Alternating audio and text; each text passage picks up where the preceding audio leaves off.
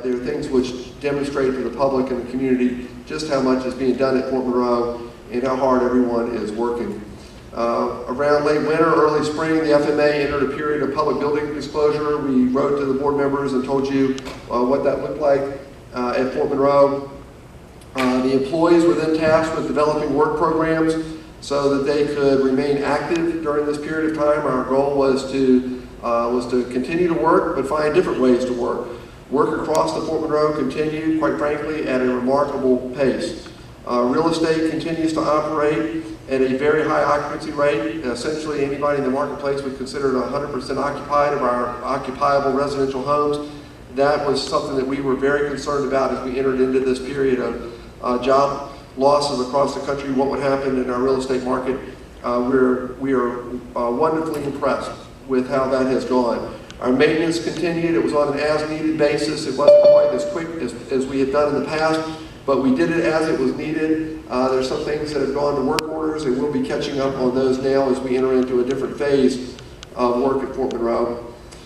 Historic assets continue to process projects and perform their field inspections. That was very important to us. It allowed contractors to continue to work, which kept people busy and kept people earning money. Even though we couldn't necessarily be in our offices, we could still have people working in the field on projects, on buildings and houses. Archaeology used the opportunity to do a lot of work individually in the lab. It's a one-room office, and so that worked out well for Paul. And he also used this time to start to fulfill our dream of researching where in the world is Fort Algernon and where in the world is Fort George. The work that they did on that is remarkable, and we look forward to having some presentations on that in the future. The Casemate Museum used the opportunity to catch up on a lot of work. Their oral histories program, they were able to catch up on that. That is something that is we've been wanting to do for some time. It was a Casemate Museum sort of alumni meeting years ago. Lots of people were taped. Those had never been transcribed. All that got transcribed, and it led to the creation of an online program where people can start to apply or submit their oral histories online. The Ledger, I would tell you that last June we were at about 11% of the historic ledgers had been transcribed. The estimate was that the historic ledgers would not be completed until the fall of 2021. The staff, including some staff that are even outside of the Casemate Museum, but their experience allowed them to work on this and submit it to the museum staff. We've been working on that, and we are now approaching 75%, if not exceeding 75% of the historic ledgers have been transcribed. The goal is to complete that this summer. That would literally be a full year ahead of schedule. Casemate Museum staff also managed the buildings. Someone came in every day and checked the building. You know, the Casemate Museum is our largest historic artifact. Also, the work that took place at the Fort Monroe Visitor and Education Center, we used this opportunity to aggressively pursue all the punch list items and complete that. Both the Fort Monroe Visitor Center and the Casemate Museum teams are working together to create protocols and procedures for reopening. The buildings will be ready when we are ready to open, and that's what we need to figure out is when will we be ready, when do we want to open, when will we be ready to open. We also use this opportunity to work on the National Center for Freedom. This was the grant that we received from Huntington Ingalls. This downtime allowed us to spend a lot of time refining what the agenda would look like, what the budget would look like, what the programs would look like. People were assigned individual assignments for every agenda item that was on there. And the product has been remarkable. We're now at the point of moving towards teacher surveys, community conversations, and virtual lectures. All of that will be happening in the next couple of weeks and early into the summer. Lots of credit goes to Richard Josie. Richard Josie was a contractor that we hired to help us do this work. I don't know that history will give him credit for all that he did and accomplished at Fort Monroe during his contract. But I want you to know that he had a tremendous impact on what Fort Monroe will be in the future, and quite frankly, he had a tremendous impact on me personally.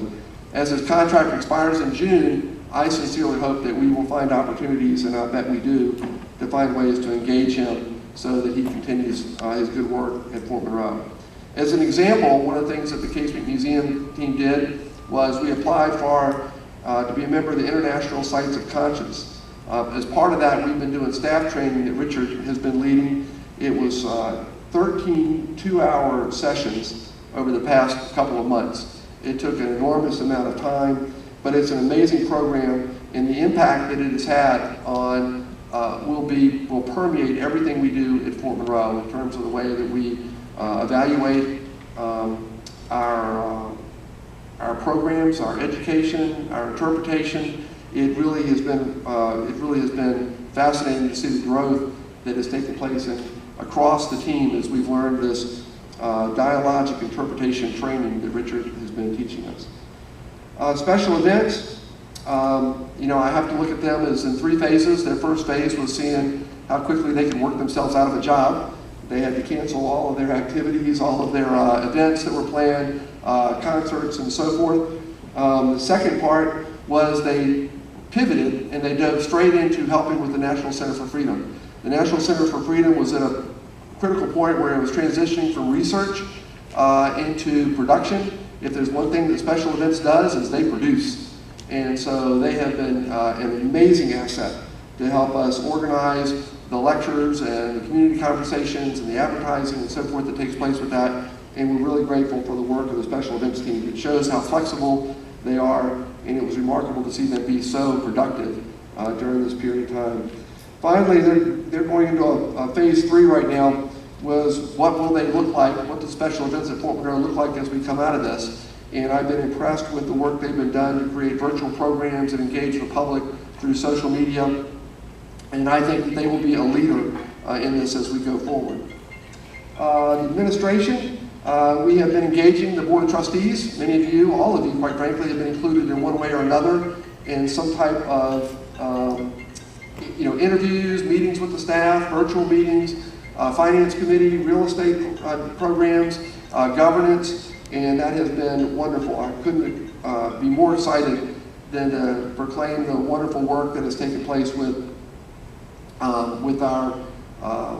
the communication between the administration and with our Board of Trustees. Each of you bring amazing assets and credibility to Fort Monroe, and we are at a point where we can genuinely take advantage of that, and we will to the extent that you'll let us.